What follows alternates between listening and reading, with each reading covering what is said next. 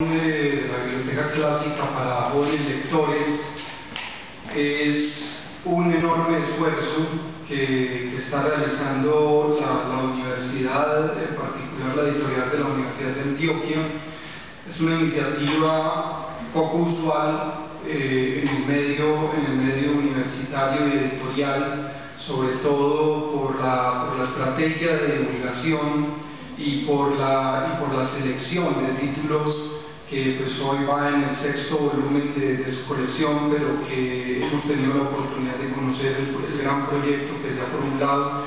y creo que se están dando pasos muy importantes que contribuyen no solamente a una formación cultural más elevada para personas, estudiantes y profesores, sobre todo los estudiantes y jóvenes de todas las disciplinas, sino también a la construcción de ciudadanía y la valoración de la cultura, que es un bien que cada vez tiene más hostilidad en el mundo actual. Este volumen precisamente que traduce nuestro colega Pablo Montoya tiene pues la virtud de que él toma la segunda edición revisada de 1761, revisada por el autor, y como él lo señala en el prólogo, introduce algunos elementos modernizadores o moderniza básicamente en elementos relacionados con la puntuación. No obstante, está dotada esta edición de un prólogo bastante orientador y una cronología bastante orientadores por parte de Pablo Montoya. Es importante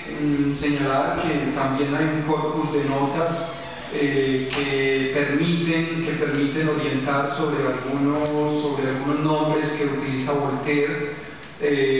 algunos irónicamente, la mayoría vinculados a la ficción, ironizando algunas situaciones o personajes históricos, y que considero que Pablo los anota debidamente. Esta novela comienza con una alusión a Westfalia, a Renania-Westfalia en Alemania, o Westfalia, y también se ubica desde ese inicio también en el contexto prusiano. Prusia no es lo mismo que Westfalia o que Westfalia, son dos regiones completamente diferentes. Pero comienza en un castillo que en la traducción española se ha utilizado el nombre de Thunderten Tronk, y como anota el traductor como una ironía a la lengua alemana.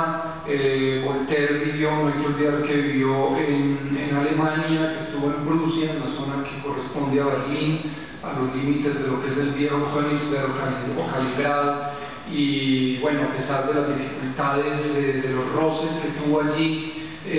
ya de tipo cultural y político, tampoco anota en este caso Pablo, y es algo que es corriente en los estudios biográficos. No logró Voltaire acceder a la lengua alemana de manera muy plena, duró muy poco tiempo en esta zona, y pues estas ironías tienen que ver en alguna medida, este uso de nombres, con eso.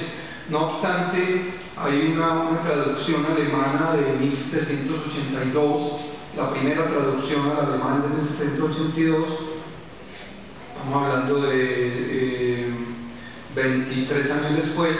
de la primera, en esta el varón, que aquí se llama Thunderten Tronk, es traducido como el varón Hans Joseph von Donnestunghausen. Si uno comparara en distintas traducciones y variaciones, pueden haber, como digo, este tipo de variaciones, pero no transforman sustancialmente el sentido de la historia. Esa traducción alemana a la que me refiero es la primera del 82, la hizo Christian Friedrich Himberg. El libro, podría decirse, recuerda en buena medida un pasaje, o el pasaje inicial de un poema que Jorge Luis Borges le compone como homenaje al escritor mexicano Alfonso Reyes, que se titula In Memoriam A.R., un pasaje que inicial, como digo, que comienza indicando un poco su relación con Reyes y su relación de alumno, Borges como alumno de Reyes, alumno no de escuela, sino como discípulo en el mundo de la cultura.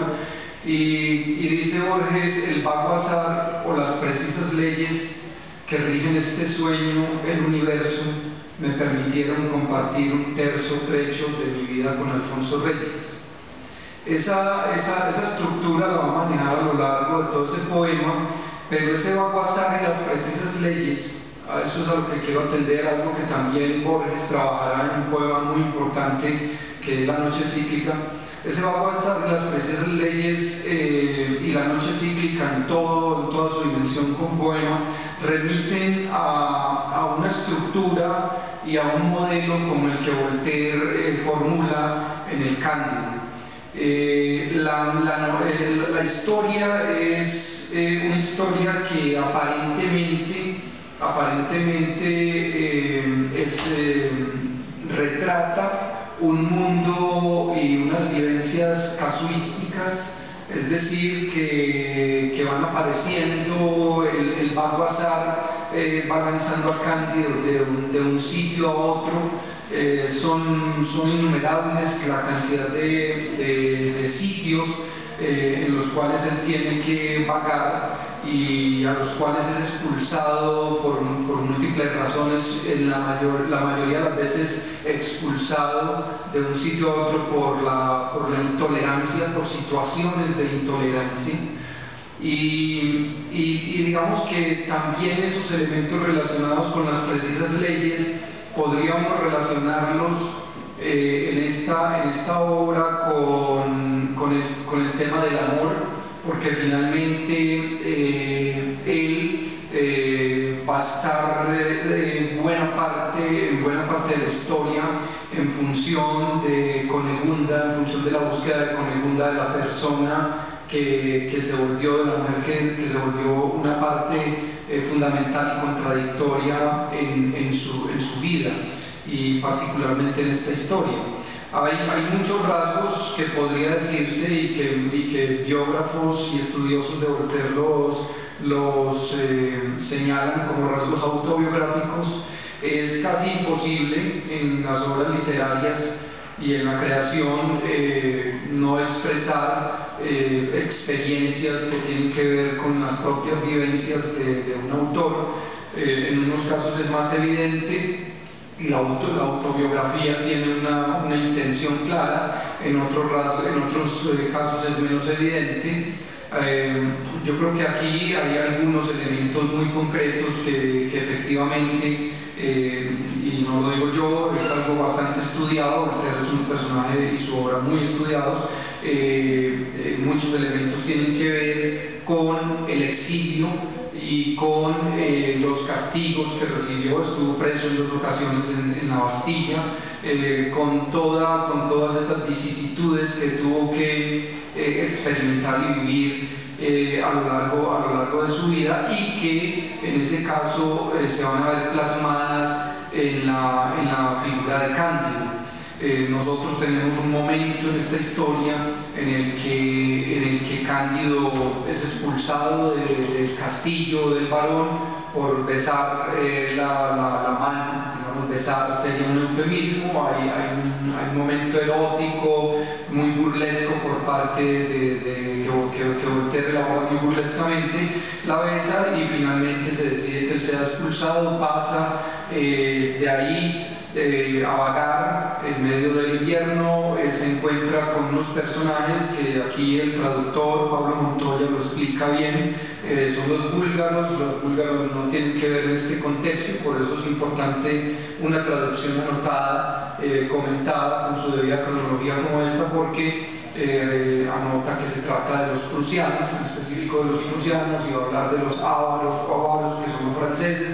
Es decir, la edición tiene las debidas explicaciones,